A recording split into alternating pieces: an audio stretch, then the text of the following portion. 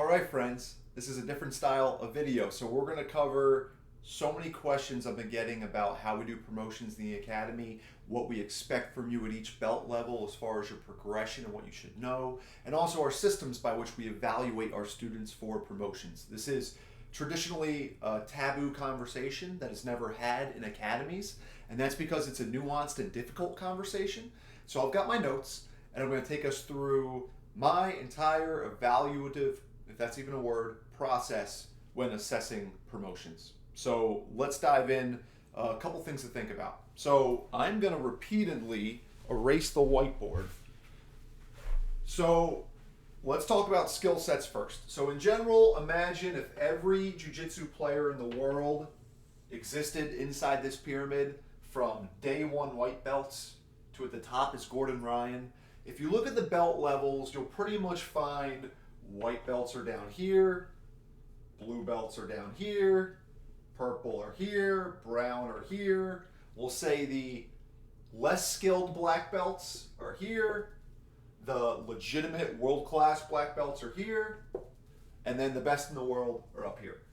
So the belt system will generally tell you where you fall in this pyramid. But there's another pyramid. There's a pyramid that is your personal potential, and I kind of want to explain that a little bit, because all this goes into determining promotions.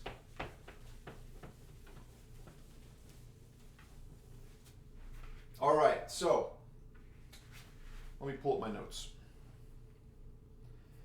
You have a personal potential. So when we assess your promotions, we assess where you were relative to that first pyramid, in the abstract, platonic version of mastery of jiu-jitsu.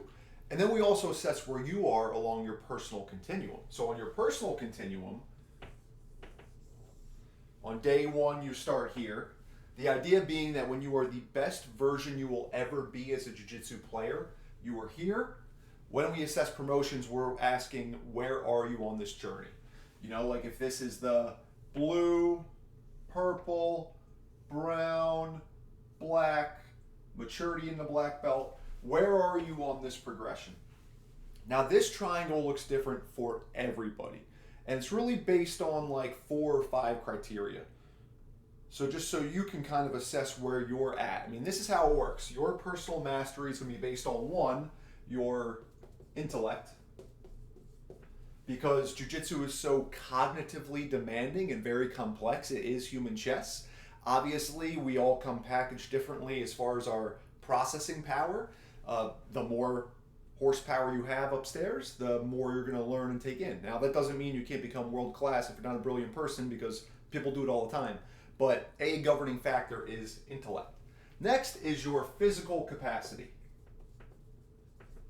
We all come prepackaged with different skill sets, different abilities. Obviously, some are more athletic than others. The more athletic you are, the higher potential you have. And again, you can get really good at jiu-jitsu without being very athletic. But we're talking about like the ideal version of you. That's based on your physicality as well. Then obviously time, because some of us have no responsibilities in this season of life and we can train 6-7 days a week. Others have mortgages and kids and spouses, and you can get in 2 times a week. So obviously the amount of mat time you can accrue determines what your potential will be. And we're not talking about mat time like right now. We're talking about how much mat time you'll accrue over your whole journey. That will determine how good you get. And then desire is another one. Because if you come in hell-bent on like, I'm committed to the journey to figure out what this version of me is and I'm going to get there, you're going to approach jiu-jitsu very differently than someone who comes in just to have fun and have a new experience, right? They're very different approaches to the same vehicle. So your desire for mastery will also determine your ability to master it. So really, it's these 4 things that determine whether you have maybe a small pyramid with a low potential peak or a big pyramid with a high potential peak. So what I'm looking at as far as promotions is, where do you stack up against the aggregate, relative to ideal mastery, and then where do you stack up relative to your personal mastery? And we look at the stripes and belts as benchmarks to here. Now, obviously, that is a very challenging endeavor to assess someone's potential in grappling because how could I possibly know, right? But as uncomfortable as I am when I make that assessment, I'm as comfortable as I can be because I've been teaching jiu-jitsu for 15 years now, which is wild. I had the opportunity to train with the best players in the world, right? ADCC champions, IBJJF champions, UFC world champions. Like, I've been with the absolute best of the best of the best. So I've seen countless day one white belts, and I've literally been a main training partner for the absolute best in the world. So I understand that continuum, so I do my best to assess you relative to that continuum as well as your own continuum, and we kind of thread that needle for where we think you are and how you're progressing relative to those two pyramids. So that's kind of the conceptual framework I bring to you and where you are at. But now let's get a little bit more concrete as far as what I think we should know at each belt level. And again, this is hard. This is why black belt instructors never had this conversation. But here's a pretty good frame to assess where you're at in your journey. So let's refresh the whiteboard.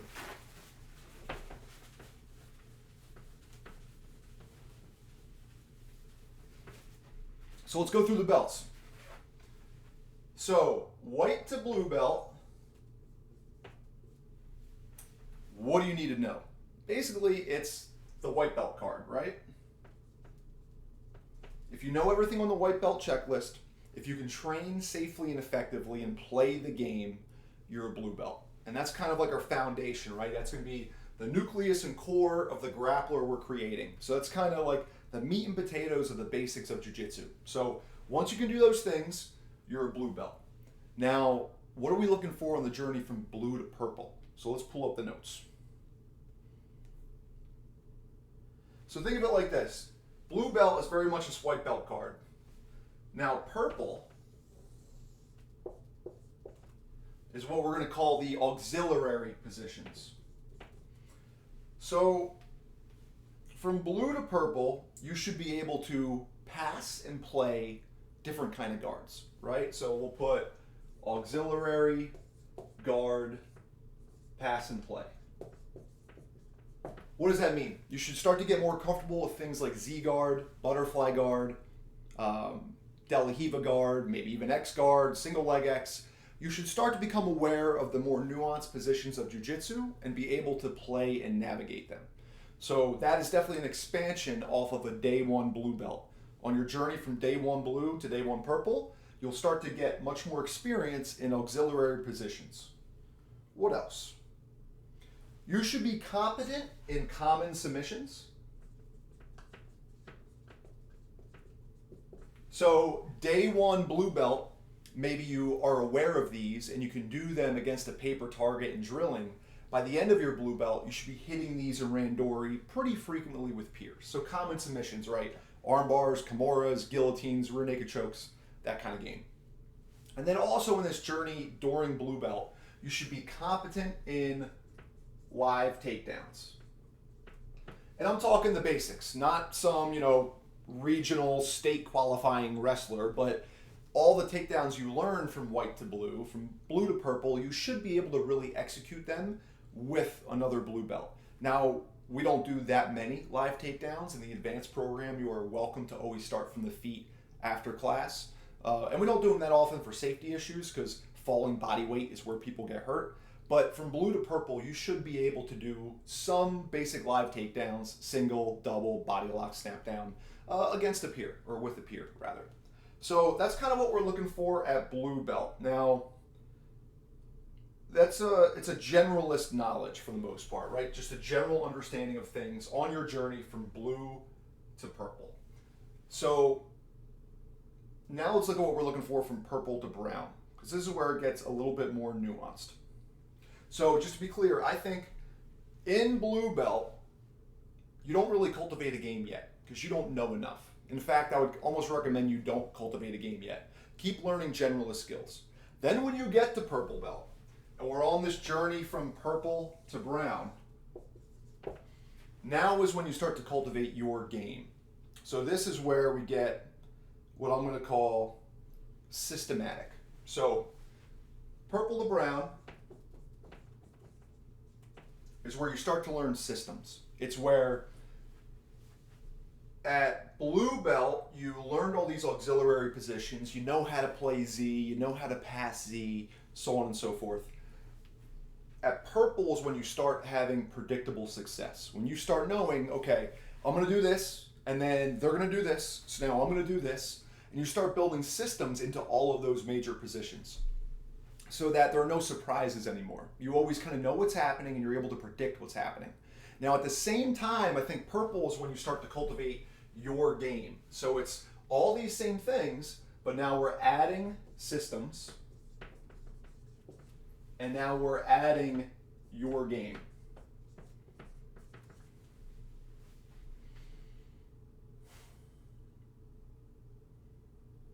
Yeah, I would say that's accurate. Now, in the journey from brown to black, it's where you quote unquote master your game. So we'll say master game and achieve true generalist competence.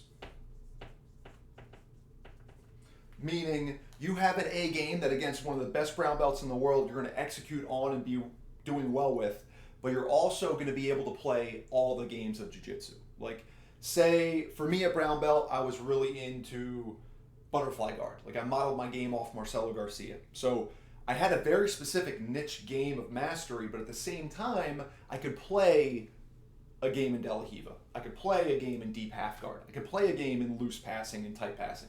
So you're going to have a preference, but you should be able to succeed everywhere. And it kind of looks like this. If you think of it like a funnel, so it's like general is white, blue, and then purple's kind of the middle of the funnel, where we start to get really specific.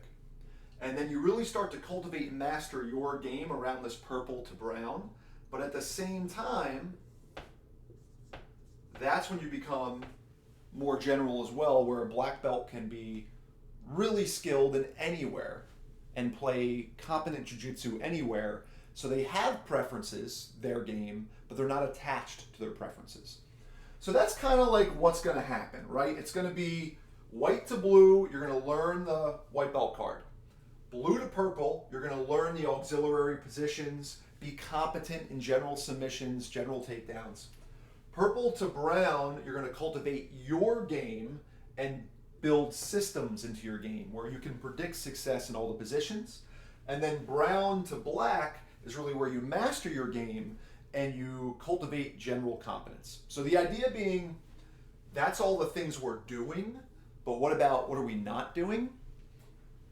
Blue belts make lots of mistakes, purple belts make less, brown belts make even fewer, and black belts, the ideals that you don't make any. So it's a journey also of, as you're acquiring knowledge, you're making less mistakes. I think that's pretty apt thus far.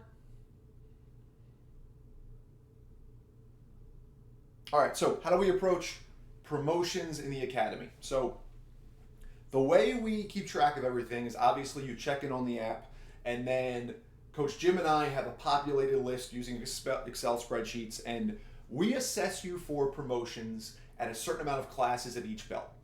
Obviously, the higher up the belts, the longer the duration has to go before assessment. So blue will have to take X amount of classes before being considered for promotion. Purple will be longer, brown will be longer still. And you know when you get the black belt, it's every 3 years for the first couple of years. So it's a journey. Now, we don't promote just on attendance.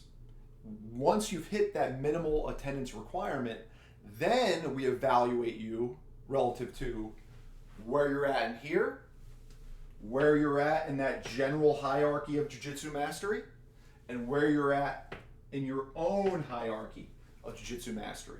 So we kind of look at like, okay, is Bob, is he where he's supposed to be here? Is he where he's supposed to be here? Is he where he's supposed to be here?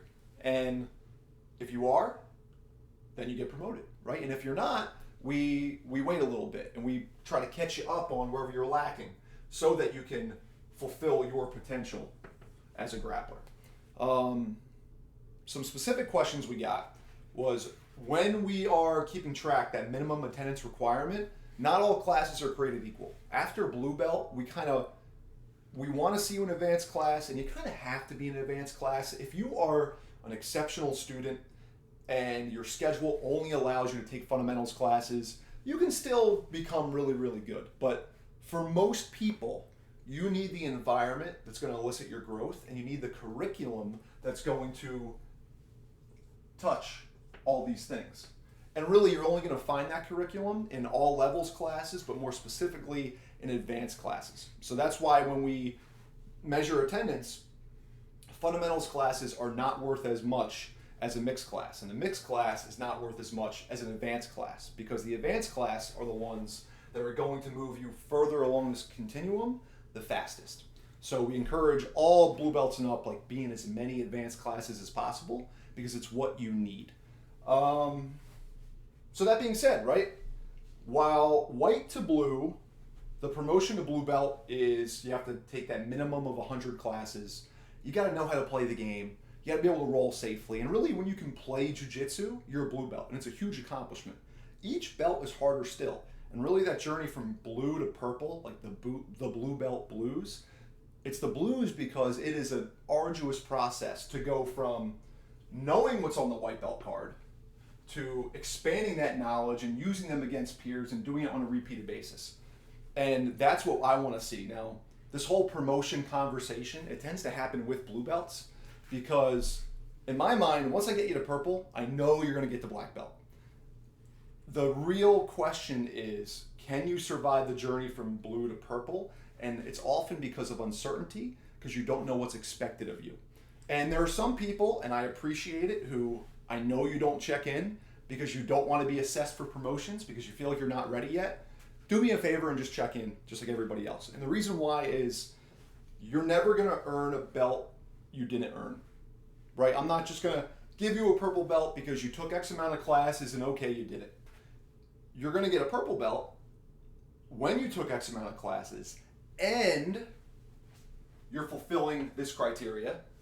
You're at the appropriate place in the whole continuum of mastery, and you're at your own version of purple belt. So I think it's really worthwhile. I'll leave you with this. Not all belts are created equal, and I think we do a disservice to ourselves and our peers when we compare, oh, he's a purple belt, he's a purple belt, so they should both be able to do X. It doesn't really work that way. Like, think of the difference between a Matt Greenwald, who super athletic, super brilliant, is training 6 to 7 days a week. He's got this massive triangle of potential, and he's able to put in all the time, intellect, physicality, to see how far he can get up here. He's going to be a very different purple belt than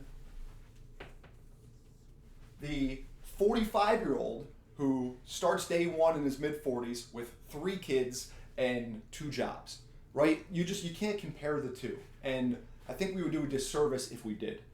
So in closing, my job is to help you fulfill the peak of whatever your mastery could be, using our curriculum, using the training that we have. And I assess you based on that, along with how you're doing relative to the whole, along with this general progression toward mastery. We got a lot of questions. I hope that addresses most of them. I'll kind of just say this. If you're really into this thing, and you're going to use this vehicle and use it to, one, learn how to defend yourself and your family, master something that's really freaking cool, and just see what you can become along the way, the promotions will take care of themselves. Like, when I started, I knew black belt was going to be inevitable, and I had no experience. You know, I was a day one white belt like everybody else, but I just knew that there was enough here where I was going to see this to its completion. And if you're really sincere on becoming whatever this is for you, fulfilling your potential, the promotions will take care of themselves. So I'm always honored to acknowledge your progress, and I love wrapping belts around people's waists. But they are not the goal, right? They're a proxy for your progress on the way to the big goal, which is seeing how high up your pyramid you can get. So If promotions mean a lot to you, great. And they should, because it's a huge deal. But I think our potential, our mastery, and our souls mean a lot more. And you will find that as you climb up your potential, you will have less thoughts about promotions, certainly less thoughts about the promotions of others, because all your attention is going to be aimed on what can I do with the time that I have. And if you train with that sincerity and that focus, the belts become inevitable. So I hope this is useful. I hope this frame helps for understanding how we approach promotions. And I'm sure we'll do more of this kind of video if you like it, if it's useful. And as always, I appreciate you guys very much. Godspeed.